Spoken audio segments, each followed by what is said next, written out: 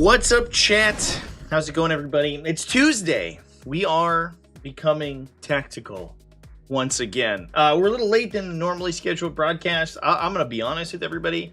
The 8TC this weekend kicked the shit out of me. And so it has been a road to recovery. Ever since I got back yesterday morning, I drove about 12 hours straight just to run back home and get Best Armies of 40K done. So I am, oh boy, I'm still catching up on sleep. But I wanted to talk about the Manchester 40K Super Major. There was a bunch of big events that actually went down this weekend. Huge weekend for team events, in fact. Not only we had the ATC, but there were several other 150 plus player team events that occurred the same weekend, which is wild. But we also saw a couple of larger events, some major level events. But the biggest one obviously being the Manchester 40K Super Major, and that is the one that we'll discuss. The biggest thing about these UKTC style events is that they tend to have a lot of players that go undefeated but don't make the top cut, so they aren't in contention to win the event. And so I always like talking about them because I feel like there's a really interesting sort of variety of armies at the top there that maybe don't get the same amount of recognition just because of tiebreakers. And it's unfortunate. I think that if you should be rewarded for getting your wins, but I understand too that when you're trying to cram 340 players into 5 rounds, it's not really any good way to do that, to be honest, without leaving people out. So it's kind of the best system that they have available to them. What's up, everybody from the New England area? You have to drive over an hour anywhere. It's considered a day trip. I guess that's true. New England is kind of pretty compact for sure. Definitely helps. Yeah. So I think it's gonna be interesting. It's gonna be a good discussion. We got some fun stuff to talk about for sure. Oh, we are getting tactical, chat. It's oh boy, are we getting tactical? Now before we hop over, I do want to give folks the note. Don't forget to come hang out with me on Twitch just after this. I believe I have the command set up. Did I? Maybe not. All right, just kidding. After this, you can come hang out with me over on Twitch. Let me get the URL for you. We are going to be live streaming an event finals. It is using the new Astra Militarum Codex, so that should be pretty interesting. So I'm kind of excited to watch that one. We're going to see how that one goes down. That's going to be at 2 p.m. U.S. Eastern Time, so just over an hour from right now when we're discussing this. But I think actually a little bit after that, so probably 90 minutes, closer to 90 minutes, I guess, is when that'll be live. So please go check that out. A link in the video or in the chats I just put up there. Give me a follow over there, and we were live playing some Emperor's Children yesterday, actually, over on the Twitch channel. It was interesting. Faction's kind of in an interesting place. I don't know if my first outing went super well with them, but I don't think I got extremely unlucky. The dice were super bad. I missed a 5-inch rerollable charge, which I think is just straight up ended the game right there. So that was unfortunate. It does feel like it might be a faction that sort of is kind of susceptible to that sort of variance because of the fact that it almost entirely commits in melee. There's also some weird target priority stuff where like you might not get the attack sequencing that you want because sometimes your units can only attack at specific times during the shooting phase because whether or not they've advanced and used thrill seekers. So it's weird. I don't know. I do think that the army feels like it's I think its big stuff feels pretty good, but its little stuff feels a little overcosted maybe.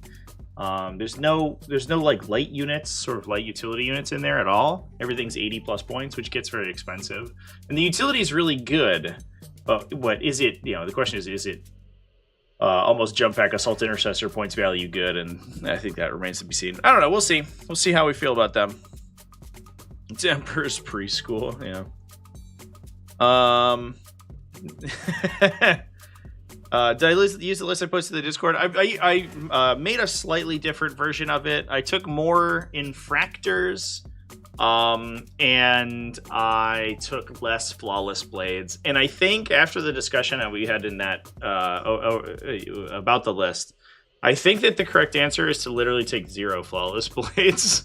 Flawless blades seem, at least in Peerless Bladesman, seem like kind of unplayable. They have no delivery mechanism whatsoever unless you take a Land Raider, and then the package becomes like 600 points, which is too many for what you get out of that. So I was like, what if we just took literally nothing but Demon Princes for that for that amount of points? So I don't know. It feels weird. Yeah, they did literally nothing and died, and that was basically the entire game. And I was like, I don't think this unit is particularly good. Yeah. Even at 110 points, yep. Yeah, so the problem is that, like, it's just a delivery. It's a problem with delivery.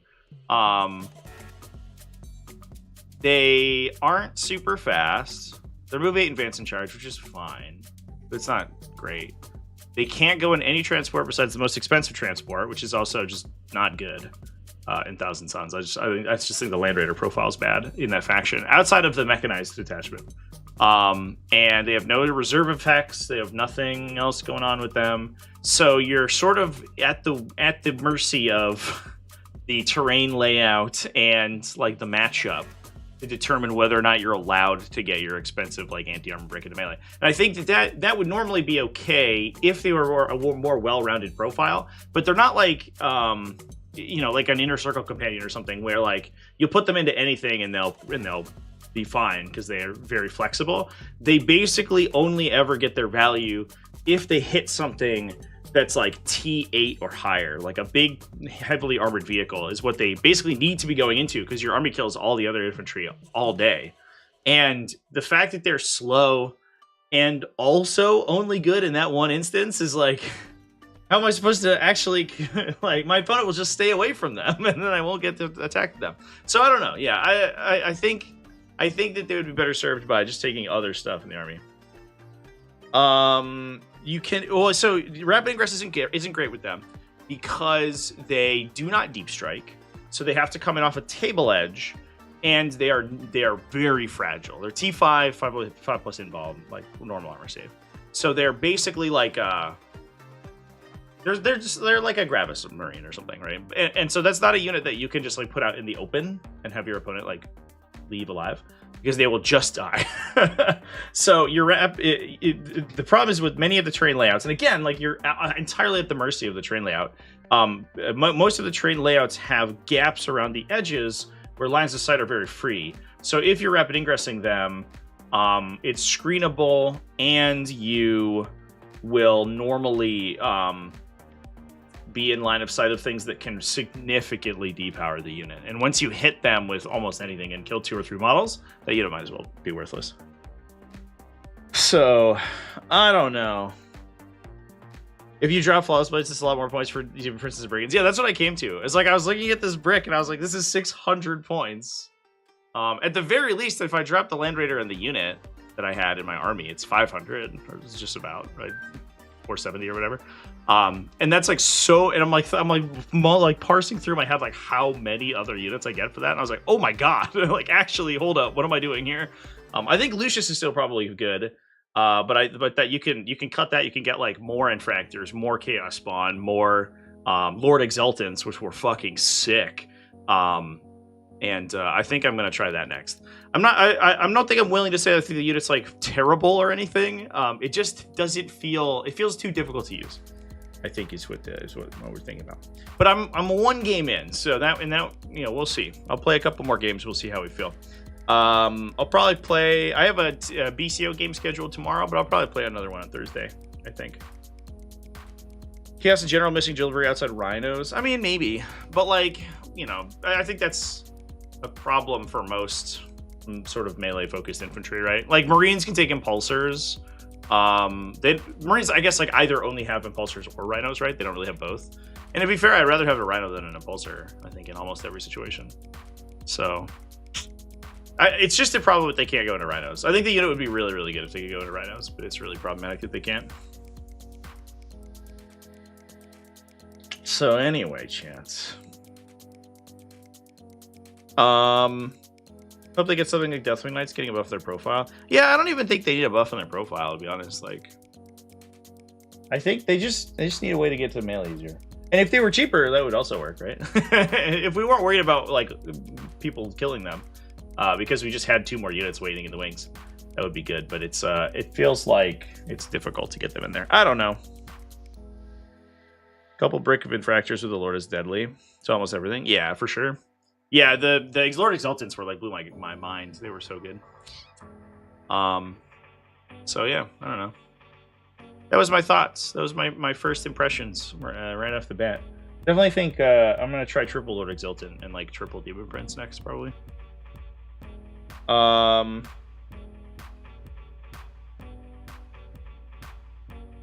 Team Land Raider Redeemer until the Aeldari meta is gone. Yeah, we did watch one over the weekend that looked like an absolute nightmare. Stephen Pamprine trying to fight through Kyle McCord's Land Raider Redeemer. What an insane thing. All right, speaking of which, chats, let's talk about some frickin' armies, shall we? Talk about some Manchester Super Major. What's up?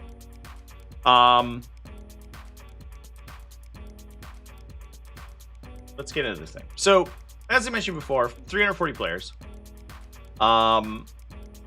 As we can see, it cuts to top 4. So we had Alex Harrison, Josh Roberts, Bruce Duffy, and Innes Wilson in the top 4 cutoff. Alex Harrison ended up going undefeated with Blood Angels. We talked about that list yesterday.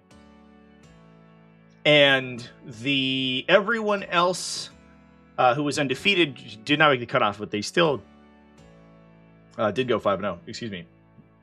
And so that is what I want to talk about today, because I think it's going to be sweet. Do you prefer the winged or foot Demon Prince? I haven't played the foot Demon Prince. I think it's a combination of the two. I think if you don't have a specific plan for the foot Demon Prince, then I would take the winged one. The winged one's like very self-sufficient, which I really like.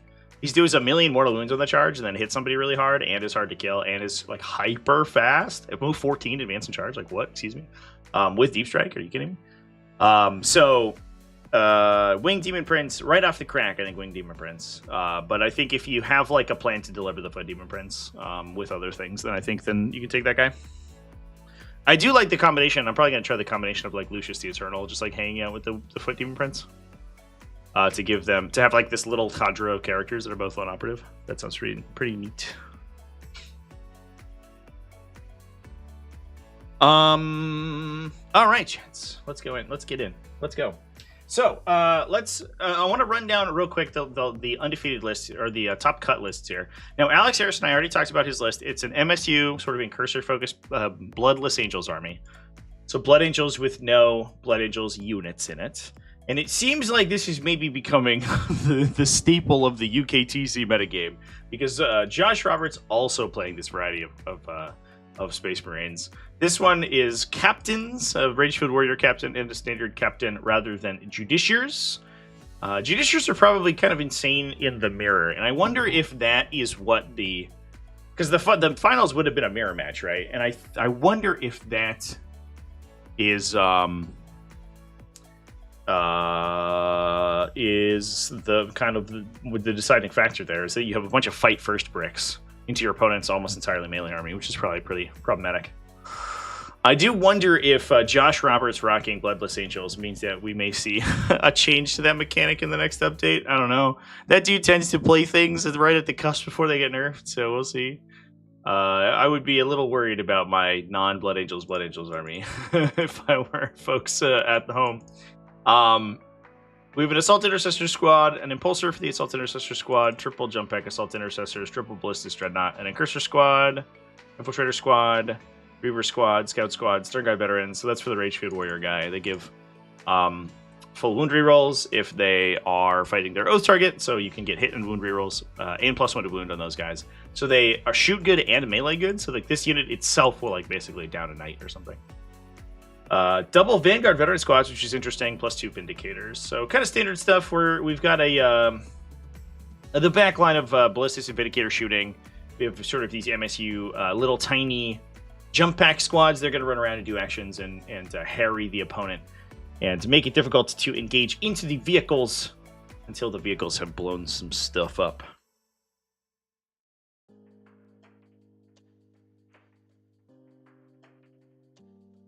Bloodless Angels is mega lame. Yeah, it's been interesting to hear the discourse about it because I know at least in my comment sections, the people are very opinionated about Bloodless Angels. There's a distinct cadre of people who are like, it's fine, it's good, it's actually lore accurate because like Dante wouldn't be on every battlefield. And like, yeah, I guess so, but also those Blood Angels would still act like Blood Angels. Like, the idea of the +1 to wound bonus for Oaths of Moment is that you gain it because you are more closely following the tenets of like Gilliman's combat doctrines, right? And so you are more effective. Whereas the non-compliant chapters like trade that for like more non-standard methods of war fighting, and so I don't know. It is what it is. Like, you're still a Blood Angel, and you still operate like a Blood Angel, even if you don't have Dante in your army. So I think it's very clear to me, at least, that regardless of what you might think about other non-compliant chapters getting +1 to wound, it's very clear to me that the Liberator Strike Force detachment ability was not designed to +1 to wound in mind. And as soon as you start pushing like these little 1 damage like utility squads into the realm where they're like killing tanks, basically, like Jump Back Assault Intercessors are +2 strength, +1 to wound, +1 attack as well. Once that all gets stat together, I think to me it feels too much, but that's just my personal opinion. GW approach should be to nerf every unit in the list, but leave the broken mechanic untouched. Yeah, I don't know.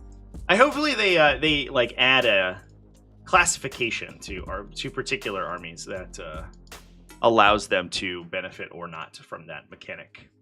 Bruce Duffy with the creations of Bile here as well. So interestingly, I think we're sort of understanding now the impetus behind these judiciaries. I was a little interested in those when we're looking at Alex Harrison's list over the weekend, because the judiciaries are a very non-standard inclusion. There is an enhancement for them in Liberator where they can auto 6 one of their dice rolls, which is pretty good because you can trigger devastating wounds off of it. But we're not even taking that. We're just taking them for the fact that they give fight first. And given the fact that the majority of this top 4 is essentially all melee oriented, it makes total sense to me. These guys are just an iron bulwark, and not to mention the fact that you're probably having to fight against Legion of Excess, I imagine, as well at that level. It's probably an incredibly smart melee inclusion for sure, and also like Aeldari, fast aspect warrior melee stuff is also going to be fighting into that fight first as well, which is tough. The issue is Liberator.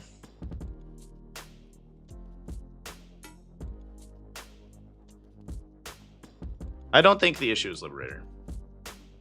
I'll be honest. I do think Liberator is super good, but like in comparison, like with like a Gladius task force, for example, it's pretty similar. The issue is that it was designed to be strong, independent of that buff. So was Gladius task force, but on the flip side, you also don't gain all the extra benefits. I don't know. I don't really want to talk about it anymore. I think, in my opinion, it's like pretty clear that it's too strong. Like, I don't know. But everyone is entitled to their own opinion on it, I guess. I've said my piece. Let's talk about creations of Bile. So Bruce Duffy, rocking a Chaos Lord with Prime Test Subject, Cypher, plus Fabulous Bill, Cultist Mob, double Legionaries, triple Chaos Rhinos, a big chosen unit, and then a small chosen unit, Nemesis Claw, double Possessed, 2 War Dog Huntsman. All right, this is the Anthony Benal list, actually. I don't know why I have to spend that too much time in it. This list is basically what got written as soon as this detachment came out and then never changed. And like, why would you? Why do you need to? This detachment's really good, and this list is really strong, and that's all there is to it. Easy peasy. Yeah, I don't know. Not much to say about it. Possessed are great in Creations of Bile. Huntsmen are nice tank shooting, and then we have a bunch of melee guys. Yeah, seems good. Pretty standard stuff.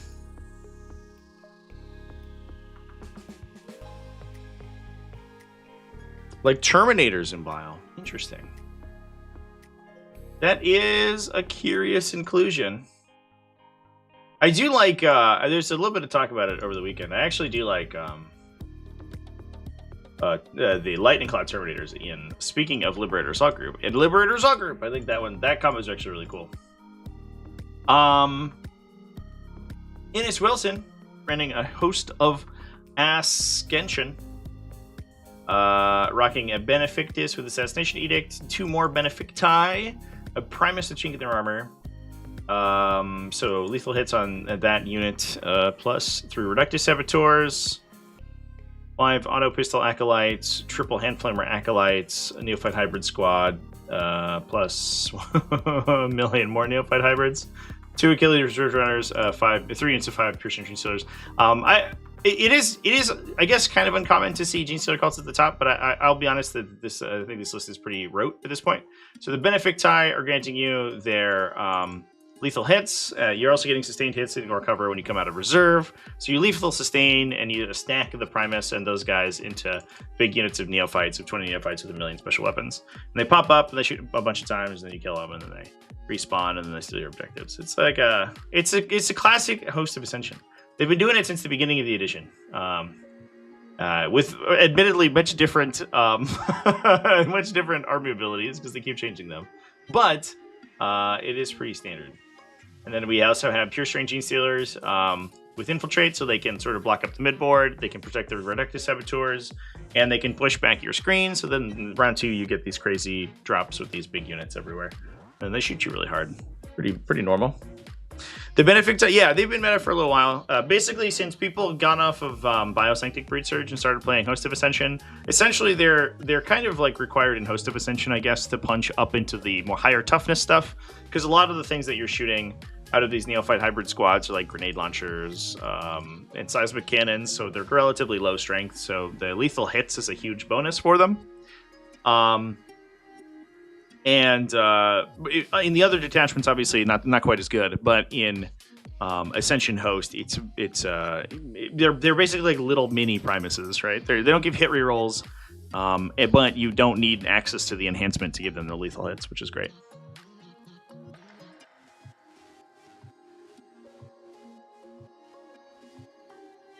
All right, folks. So that's the top cut.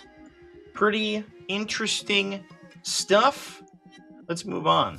Let's talk about some other undefeated players. So I think we'll just go down the list from the top here. Michael Hooper was running a Legion of Excess list. Interestingly, though, he had Shalaxi Hellbane. So this was really monster focused. He wasn't really playing any Demonet combos. He had the Contorted Epitome, 1 unit of Fiends, and a Secret Chariot as his non-characters. And then he's bringing Double Keeper, Shalaxi, the Mask, Triple Keeper, Shalaxi, the Mask, and a Tormentbringer. So we're really just sort of like putting all of our faith in just the Keeper of Secrets profile to get a lot of work done. Which is fascinating. I think a lot of these lists that would play like this maybe would bring some anti-shooting technology, but these guys are just running them off the table. This is very different than any of the other varieties of Legion of Excess we've seen, but I guess that does help. I think a lot of people are ready for the 18 Fiends, and so it might just be that if you're playing the heavier armor variety, that's just how you're going to go. We have an Avatar Perfection on one of these Keeper of Secrets too, which is the that's a reroll on advances, I believe, if you're not within 6 inches of another friendly model, which is not seen that often. But yeah, I guess we're just stabbing people with Keepers of Secrets. This is a list after my own heart. Just big stompy monsters. I don't know what else to say about it, really. I don't know if there's too much like sort of additional technology in here. I think it's mostly just good at fighting. That's how real people make lists. Yeah. Michael Hooper over here, just no chill. Yeah, that list is wild.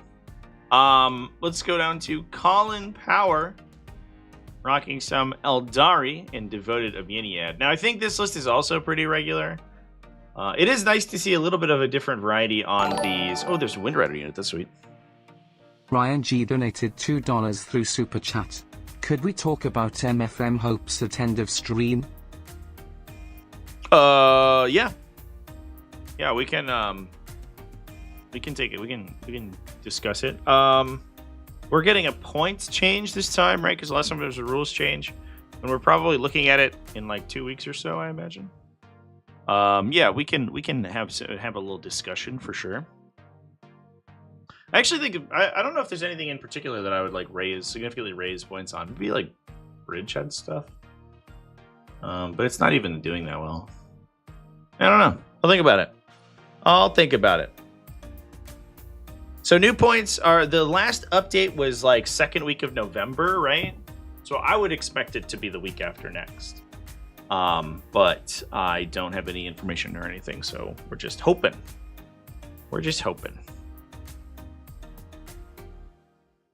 Rumored is this Thursday? Wow. That would be rad. That'd be super cool. I'd be all in for that. I'm streaming a GT this weekend. I hope they could wait a week, so I have time to go over them. We'll see. Anyway, Colin Power over here rocking Devotee of Uniad.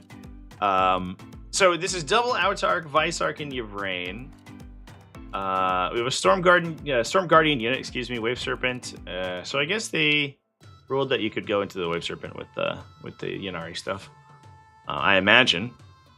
2 Dark Reapers, 2 triple Fire Dragon, excuse me, Howling Banshees ×3, Striking Scorpions ×2, 1 Warlock Skyrunner, 1 Warp Spider, another Warp Spider, big Wind Rider unit, and Ynnari Incubi. So this is relatively standard. I think the one thing that we typically see is it's a question of whether or not you are taking the 3 Wraith Lords versus taking, and the Incarn versus taking like the more MSU style. This style of list is taking more infantry focused, is typically trying to like trigger lethal intent a little bit more often. So you're trying to get up in your face with your opponent and give them these aspect warrior units to kill. That will let you either position the Wind Riders in funny spaces or move the Incubi unit.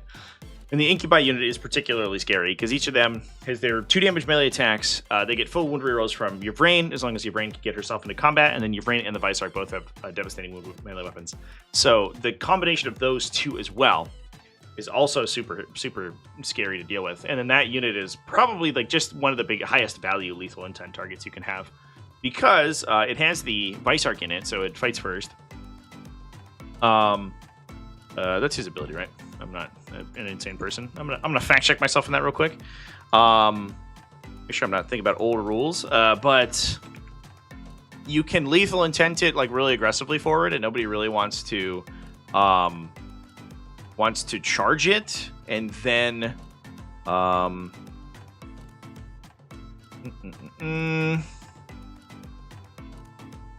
that's weird.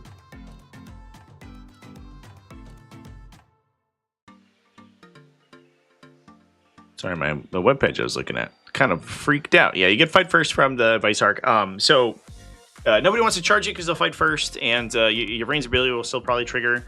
And obviously you can't shoot it if they're out of line of sight, and then lethal intent into line of sight. So you can play it really, really aggressively, and then just like counter hammer blow whatever your opponent is trying to fight over the center of the table with. So that's pretty regular. The Wind Riders is an interesting inclusion. And I guess that actually gives a place for your Warlock Skyrunner to go to. It's interesting we only see 1 Warlock Skyrunner, because he's so good when he's on the Wind Rider unit. Giving them ignore cover is huge. Although, maybe not with scatter lasers.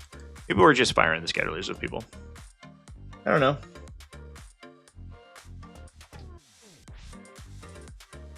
Wraithlord's a little bit worse in the UKTC format. That's an interesting observation, Sam Fisher. What in particular makes the Wraithlord worse? I'm actually really curious about that.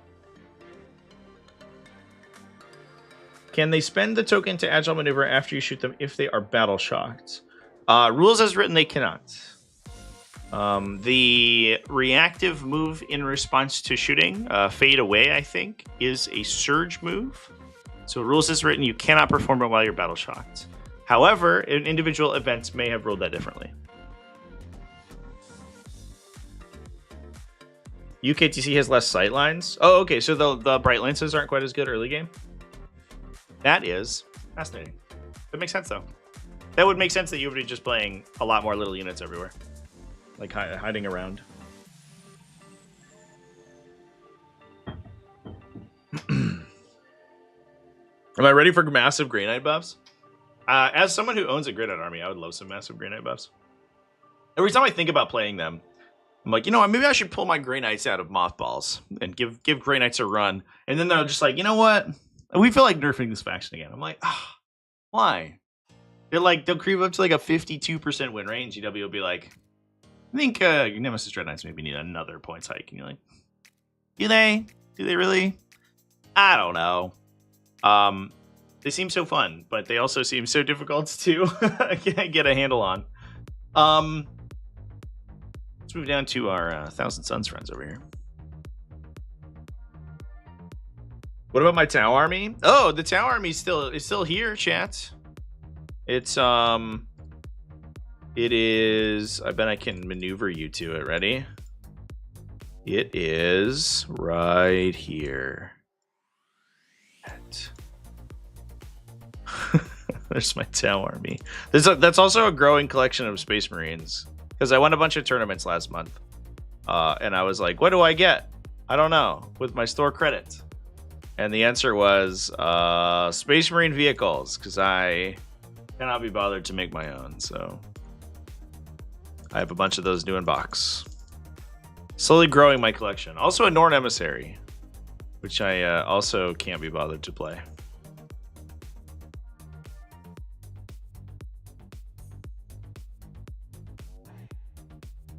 No one should admit to owning a Tau army. Yeah.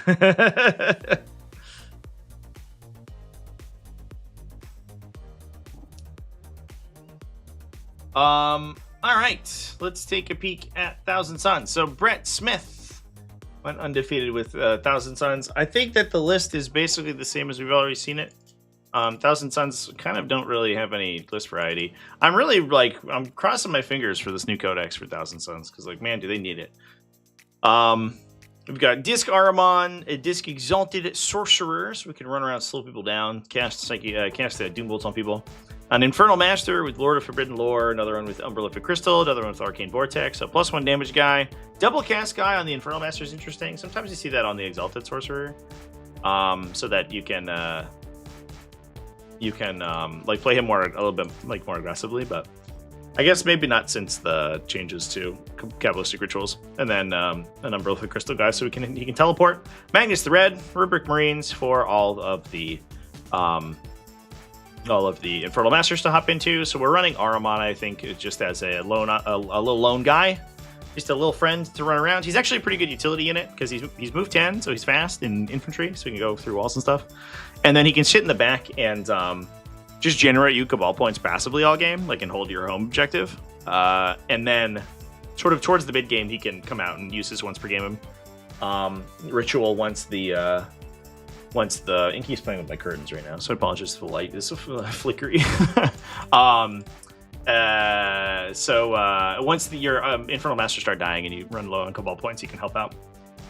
Unit of Zangors as well, so additional Cabal point generation on your home objective. Double Megalith Vortex Beasts, double Cultists, and a Zangor Enlightened unit for utility. Pretty normal stuff. I have, in fact, played Tau in the past 2 months. That's true. I did play a game with Tau, and I liked it. I'll be honest, chat, I liked it. I have trouble sort of getting the nerve up to play a single phase game, a single phase faction. I always find that feels more difficult to me than it probably actually is, which is probably why I haven't actually built my Tau army. Keep bumping into my microphone with my headset. I'm sorry. Hopefully that doesn't sound too bad. Aren't Thousand Suns the next codex? I believe that they are, yeah. Which I'm excited for, because they are some of the most fun I've had playing 40k and 10th edition. I really like Demonic Incursion right now, but Thousand Suns, close second. Aiden, Smalley. We'll stick on the Chaos Space Marine discussion momentarily here. Aiden, Smalley rocking Plague Company Death Guard. I think this looks like it might just be the parking lot list that we've been seeing. So Death Guard Icon Bearer, so we can project Contagion pretty far out once per game. We have Mortarion. This was a Plague Marine unit. Death Guard Rhino, double Cultists. Yeah, let's look at all this parking lot. Triple Destructor, triple Blow Drone, triple Plague Reverse Crawler, a Poxwalker unit, and a War Dog Carnivore. So we have a little bit of melee counterpunch there. Tons of shooting. These are all... So it's a combination of entropy cannons and plague spitters. So we have a long-range sort of anti-tank loadout for one Plague Burst Crawler. The other two are playing anti-infantry loadouts.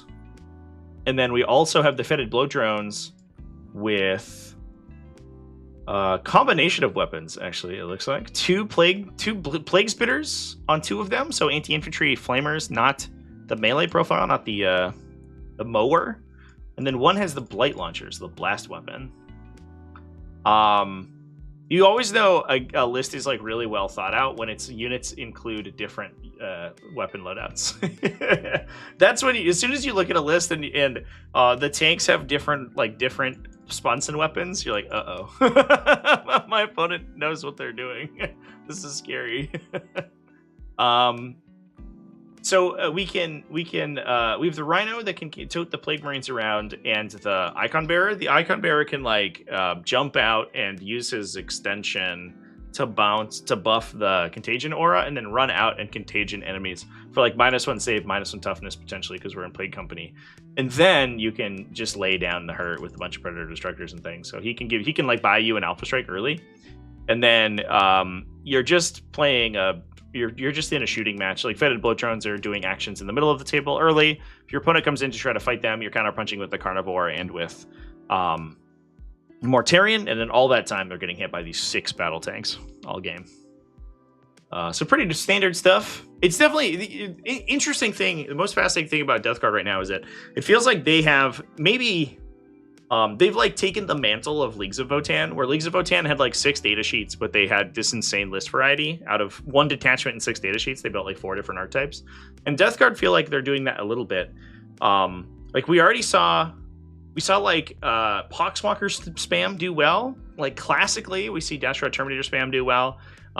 We've even seen Plague Marine spam, and we've seen these vehicle lists do well. And we've even seen Flyblown Host to get some play too. So for an army that does not have a huge selection of units, Death Guard do seem like they have a ton of options. And that's pretty neat. Oh, Disgusting Resilient, that's you! Hot damn, dude. Congratulations on the undefeated result, bro. That's awesome. One heavy bolter predator too. Yeah, the heavy bolter predators are sick. Because they're predator sponsored heavy bolters get lethal hits because they're plague weapons. Which always catches people out. And then they're predator destructors, so they're +1 AP against infantry. If you stack the additional armor save penalty, you can be AP 3, and suddenly you're just I don't know, here's a bunch of lethal sustained at AP 3 2 damage, and it catches people out quite a bit. I've seen a lot of people have their minds blown by the Sponson bolters on Predator Destructors. It's so funny. The Death Guard list I streamed over the weekend was interesting. Multiple extending plague auras and stacking buffs. Which one? Which one was that? Did we stream Death Guard on the main table? Am I stupid? Or was it Mike Museni? It was Mike Museni, right? Yeah. Yeah, that was a pretty classic one, right? With Mortarion and the 18 Death Shroud Terminators. And it's also funny, it's these Death Guard lists... I'm playing Death Guard tomorrow, actually. So, speaking of Death Guard, we're going to have more on the stream. Playing against them, I should say. But it's so funny that these Death Guard lists so often feel like they're losing the game in the early game, and then you watch them just sort of come back and absolutely sweep their opponent. They lose so much stuff and they're so far behind on table presence, but there's just so much of it, and it's so awkward to kill. Everything's a weird defensive profile. You're randomly you have like smoking on everything. Plague Burst Crawlers are like randomly 2+ save. Like Death Terminator is like awkwardly toughness 6, -1 to be wounded, and so you're just like, ugh. It's like the stacking the stacking like debuffs or the stacking like defensive benefits just slowly like grind down your will to actually kill them, and it becomes harder and harder. Steve Peppery in chat, what's up, man? I did stream orcs. I streamed a shit ton of orcs. I streamed almost 6 full hours of orcs.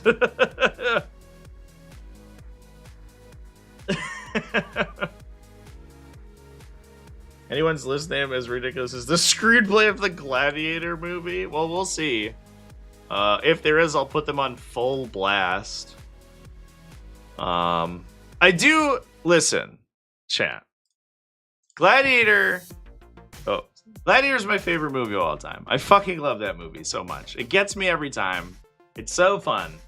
But don't make literally 99% of the content of your list submission into a meme. Don't do that.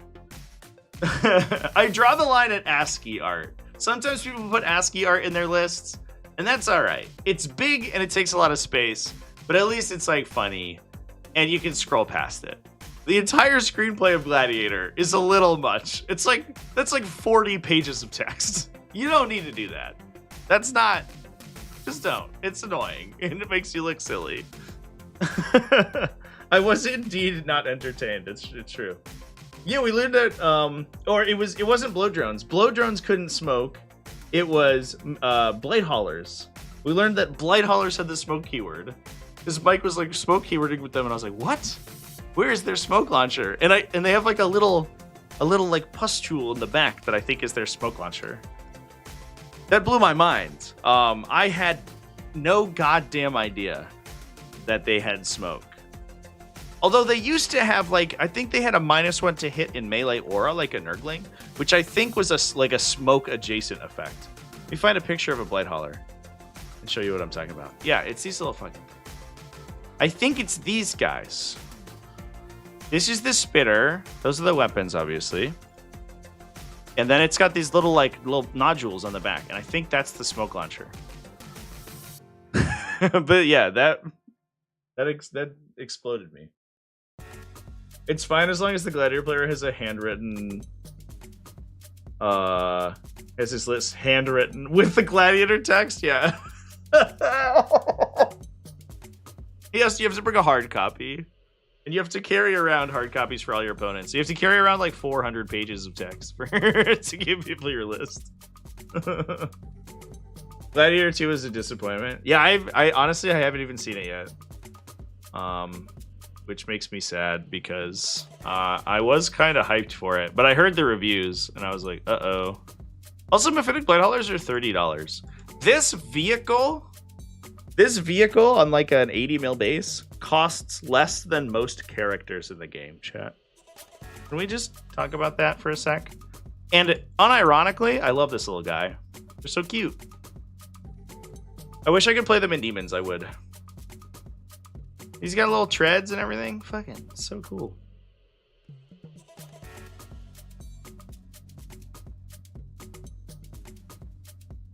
Will they go up in price again? I mean, probably. It's G-Dub, like every 6 months. Characters are stupidly overpriced, yeah, for sure. Yeah, part of it's like a volume thing, right? Because most characters you only need one of. But it does like, it kind of rubs me the wrong way. I don't know, chat. Let's move on to Tau Empire. Fernando Soriano running Mont-Ka. Nice to see some Mont-Ka representation. We saw some auxiliary cadres over the at the team ATC team event this weekend, which I was excited about because I feel like auxiliary cadre has been criminally underplayed. That detachment has so much, like such a ridiculously deep toolbox. And it's wild that I feel like all I see is Monkas and Kalyans. It's gonna be 50 next time you look it up, yeah, for sure. Yeah, because we looked it up on stream, like some GW employee is gonna be like, oh shit, You're right. Those guys are reasonably costed. We have to increase them. Want to use one of those guys to make a Defiler kit bash? They are like much smaller than a Defiler, but you could use them as like, you could put them on a turret or something. Like if you put it on the little body, that would look pretty good, I think. Defilers are enormous. All right, let's talk about some Tau. So we have a Conjure Fireblade, Enforcer Commander, plus a Striked Swiftly Ethereal. So he's going to start on the table and then give two people Scout in the early game. 2 units of Breachers, Pathfinder team, triple Stealth Battlesuits. I kind of appreciate that when all the utility stuff gets put first, because then we can like run through that. And then we can get to the cool stuff as we go. Ghost Gale Battlesuit, Double Hammerhead, Triple Piranha. Hot damn. Riptide, one Devilfish, Triple Riptide Battlesuit. One Devilfish. Do we have a... There's an Enforcer Commander, but we don't have a Crisis Suit team, so he's just hanging out. What's he doing? 3 Plasma Rifles and a Cyclic Ion, so he's just like shooting a medium infantry. 80 points for that guy, Jet. Jesus. What a time.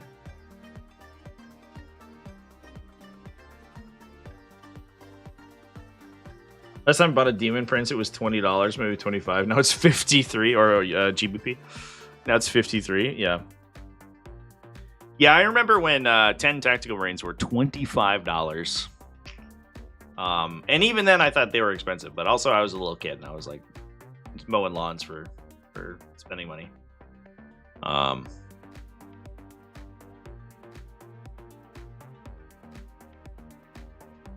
So we are scouting.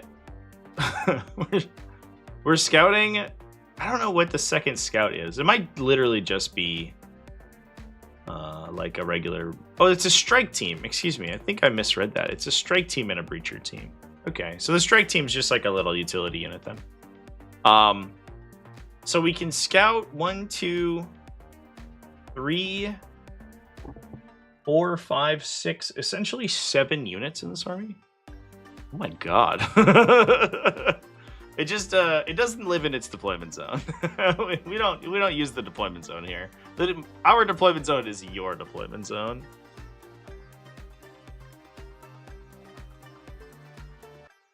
Yeah, just a little solo guy for sure.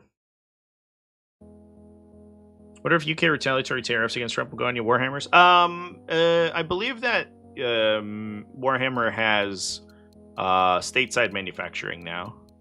So I don't know if they will, but maybe they could, maybe. Remember the $30 Hormigaunt Termagant box? Yeah, that one was weird because it gave you fewer, if I remember correctly, it gave you fewer models than you could actually legally play. So you had to buy them 2 at a time.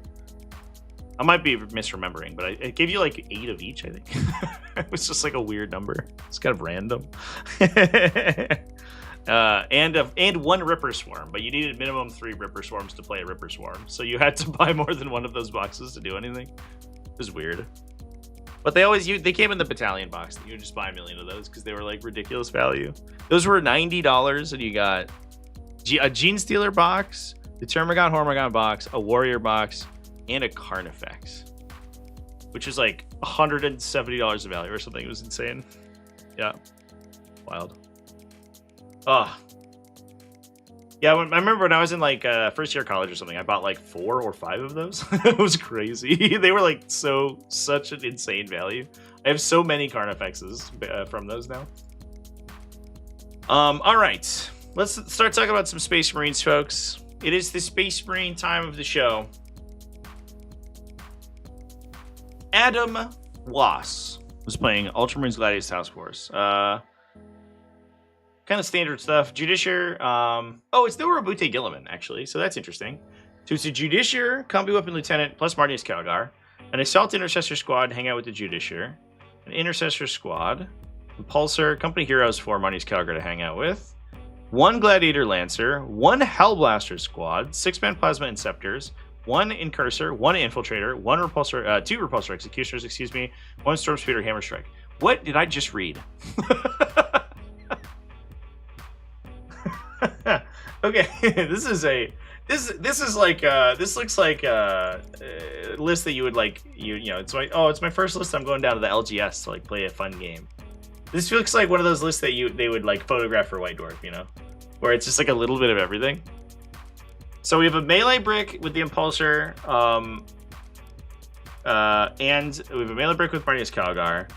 We can put the Hell Blasters inside the Repulsor Executioners, and we also have a Lancer alongside the Repulsor Executioners. So we can start like or end the sort of tank like the long range like shot trading war with this Lancer. I also think the Lancer is a little underrated in Gladius Task Force because if you super need to, you can like hyper buff it to make it very reliably kill things that don't have invulnerable saves. It was one thing that always surprised me. People were like, "Oh, people just save against it," but you can make it AP5 ignore cover, hit and wound on 2s with full rerolls, and rerolling damage. So it's like very reliably putting 16 damage down if you stack all the buffs on it. Which you can't necessarily say for the Executioner because they don't get those Aquilon Optic rerolls. They also just shoot a bunch of like random little shots too, which I think people get caught out by too. And double Repulsor Executioners and a Hammer Strike to strip cover. This list is wild, chat. What is going on over here? Wasn't there a Tyranid Warrior combo box at some point? Maybe. When Apocalypse came out in 4th edition, they made like weird like box sets for everything. And I remember Tyranids had one that was just like, there was one that was like 10 units of like 10 boxes of Gaunts. I think there was one that was Warriors, and there was one that was Carnifexes. Current Tyranid Warriors are at least 20 years old. Not really, no. They got repackaged, or they keep getting repackaged, I should say. So the sculpts have been updated. They look identical, but like a lot of their weapon options have been changed, and like the way the sprues work have been changed. So they do look better than the old ones from like the 4th edition update, although it's not super noticeable.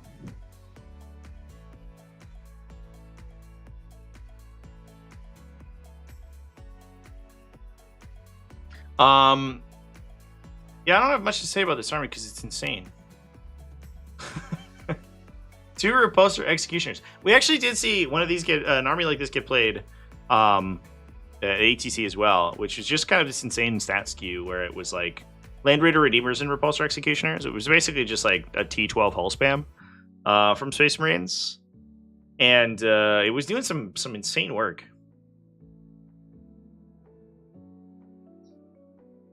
But I think you're just you have a bunch of little MSU stuff to skirmish. You're kind of like using it to screen out these 3 big battle tanks.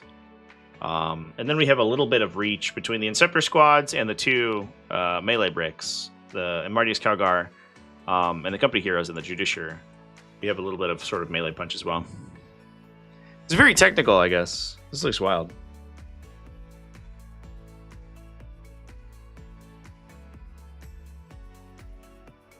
Apocalypse had a box of 6 Carnifex. Yeah, my favorite thing about those box sets is that they were all...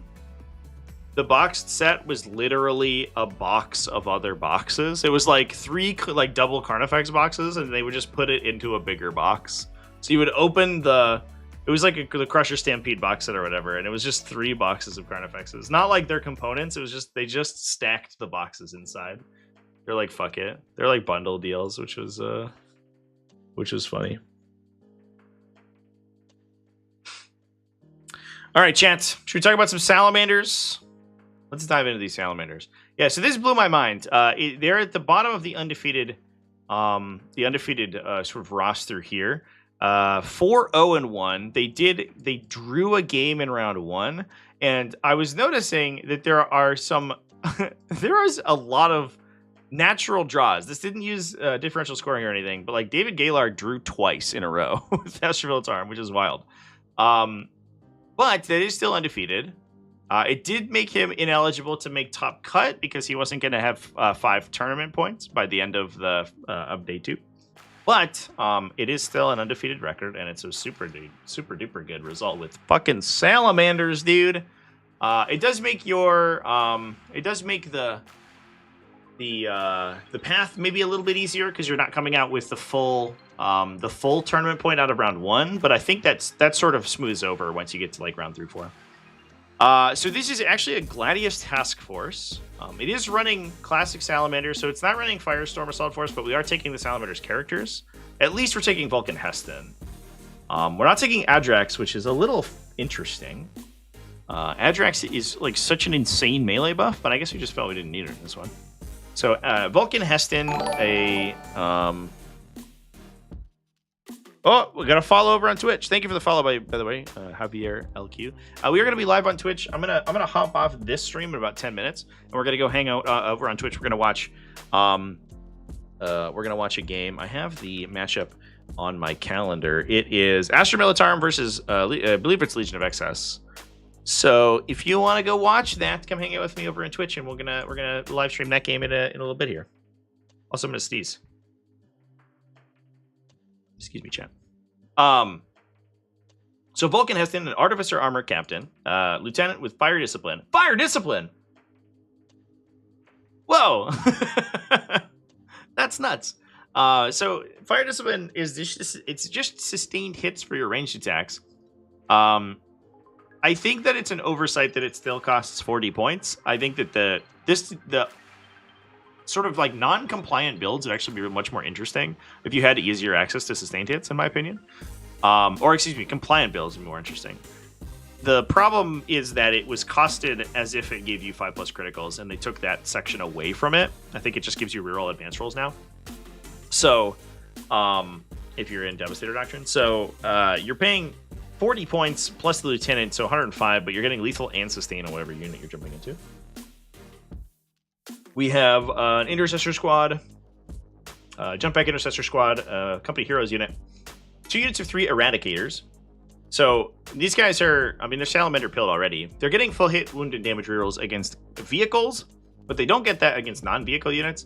So Vulcan Heston lets them shoot into anything and get full wound rerolls as well. So he can point at like Thunderwolf Cavalry, at like Demonic Chariots, at all these like other like weird like heavy infantry, Terminators and stuff. These weird heavy infantry that normally Eradicators kind of struggle to kill efficiently, and he makes them way better. We then have a 10 model Hellblaster squad, so that's where we're putting our Lieutenant Wombo combo into. We have an Infernus squad to get the buff from Vulcan, so they get +1 OC. They're like basically battle line essentially. And then he can give them wound rerolls as well. There's no triggers off of the wound rerolls. They can't give them devastating or anything, but it does make them much better at clearing out infantry. We have an Infiltrator Squad, double Scouts, Outrider for utility, 1 Ballistic Dreadnought, 1 Redemptor Dreadnought, 1 Repulsor, and 1 Impulsor. So the Repulsor is what we're going to be trying to deliver the Hellblasters with. You can hop them out. And then they have multiple ways to hop back in. You can use squad tactics in Gladius Task Force to hop the unit back into the repulsor, or you can use its reactive re-embarkation when they get charged as well. So you can make it really difficult to engage back in with that unit, and then get 2 or 3 rounds of shooting off with the Hellblaster squad. And if they're fully comboed up with like Storm of Fire plus Oaths of Moment plus everything, that's usually enough to win the game, essentially, in most situations. We do have an Impulsor. I think the Impulsor is actually probably firing carrying the Infernus unit. We have a Company Heroes unit, which might be for Vulcan. I don't know where this captain goes. Does he just chill? I guess, actually, the captain, it probably dual attaches with the lieutenant. Because then he can Storm of Fire them for free. Or like Armor of Contempt them for free or whatever.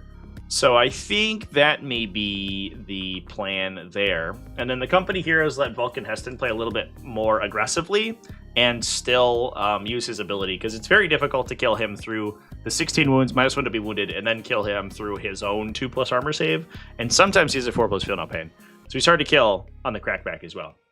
But then we could use the Impulsor to run around with the Infernus squad in it, and then You don't typically care about their battle shock like ability. It doesn't usually matter that much, but their baseline profile is really good, and they can fire off the firing deck of the Impulsor. So you get like a T9 5+ invuln save vehicle that you can have Vulcan Heston just be pointing at the target of, and you get 5 flamers with full rerolls just coming out of a transport every round, which is like pretty neat. I actually really like that.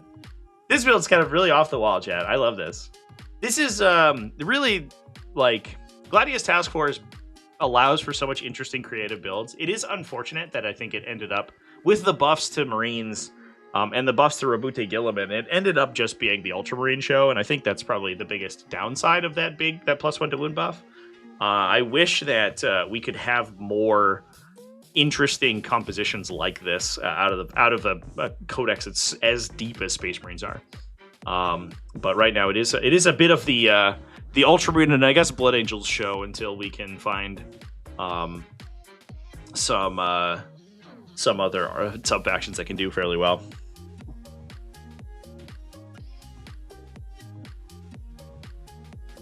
Vulcan and company heroes can't ride in any dedicated transports currently. Is that true? Oh, because the company heroes can't go into... Oh, they can go in like...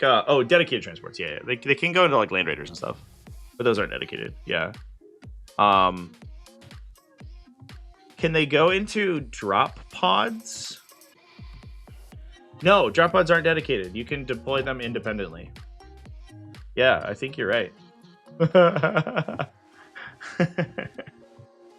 think you are right, Chad. That's super funny, actually. That's very funny. Vulcans...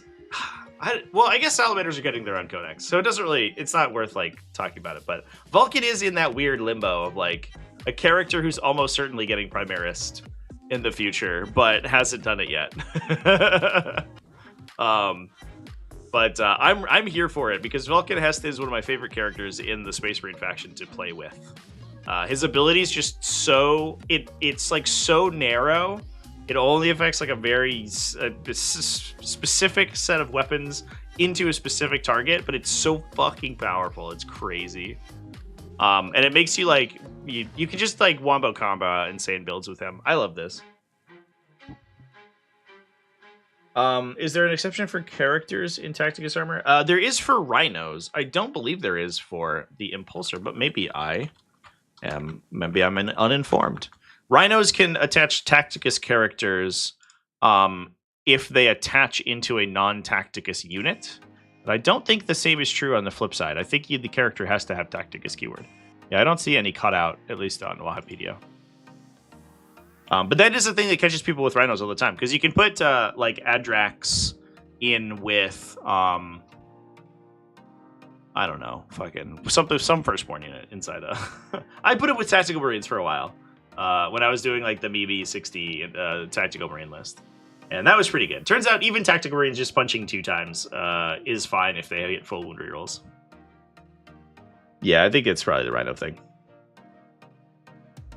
Vulcan company heroes match made in heaven. He just survives the OC11. Yeah. It just makes him so hard to kill. And if he's inside that other detachment, Firestorm, you can do funny things to like make him harder to engage with. You like start him on the table and then advance him around into line of sight of things, but in range of transports, and then you hop him into the transport after he like shoots his buff at a target. But you don't have that option in Gladius, so you just have to make him hard to kill. And especially because this army's so aggressive, like, are you going to shoot the company heroes with the little buff guy who's buffing like some flamers? Or are you going to shoot this enormous fucking Hellblaster squad that's like currently killing you? I don't know.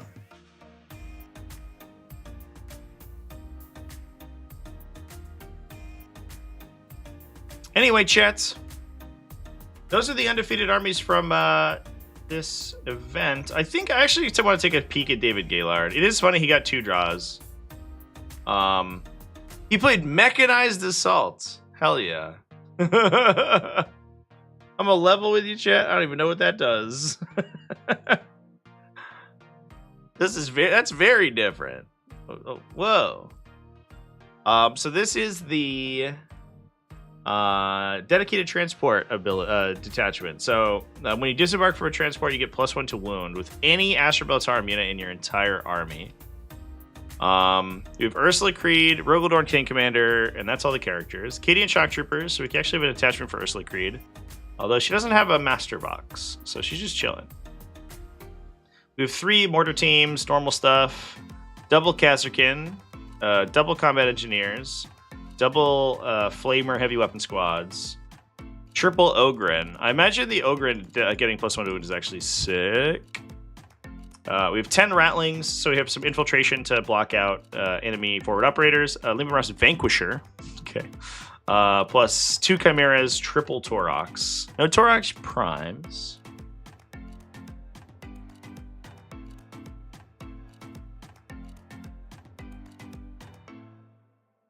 But you can like hyper trade up with these units. They have a 1 CP strat for full hit and wound rerolls targeting enemies and objective markers if you disembarked. That's such a list of requirements. It's usable in your shooting phase on an Militarum unit that disembarked that targets a enemy unit within range of an objective marker, but you get full hit and wound rerolls. So like 3 Ogren who like hop out and just shoot their like little stupid 2 damage guns, but suddenly get a full hit and wound rerolls goes kind of crazy. They're at 3 shots, rapid fire 3. So they shoot 6 times. They go to AP 2. There's no orders for them, I don't believe, especially not when disembarking. But they get +1 to wound and then full wound rerolls. Like that's nuts. 18 shots, full hit and wound rerolls at minimum AP 2. Okay. All right, sounds good. And then you can also like that just gets better if you start using it on Kazarkin and stuff. And then they have a bunch of reactive moves, reactive effects. You can move when you disembark transports to get them closer. You can reactive move your transports when enemies come closer to them. You can reactively re-embark into transports after your opponent charges you. And you can embark into transport at the end of your opponent's turn. So yeah, we're basically just like doing this like wild skirmish build. I think you can you also put the Krieg heavy weapon squads inside of transports too? I imagine that they're just like 2 models, right?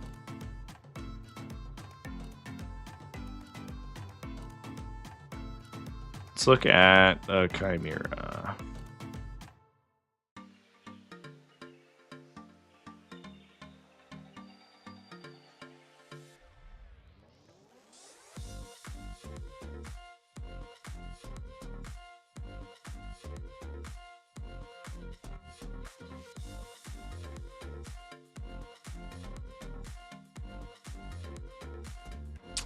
Yeah, you can. It's just they're just infantry models. It looks like. That's wild. That's nuts. That's so good. What? Oh shit. All right. I might have to cut this a little short here, chat. Because I'm just noticing that we are going to be running out of time on our live streamed game. This list is rad. Holy shit.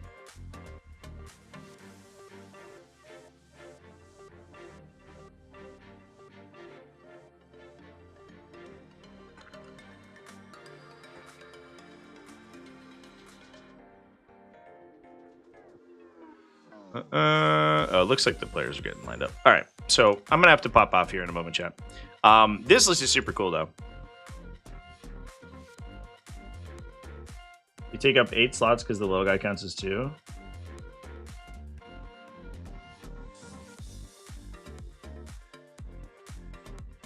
That's cool. Well, chat, thanks for hanging out with me, folks, for this discussion. This was sweet. I really like this Militarum list. I also really like that Salamanders list. These lists are super cool. The top list's a little bit like boring and normal stuff, but it goes to show you when you get down to the like second level of that competitive play, the creativity really comes out, and that's super cool. With that, folks, please don't hesitate to come hang out with me on Twitch. I'm going to be live there in about 5 to 10 minutes while we watch this game go down. But otherwise, I'll see you then. Cheers, everybody.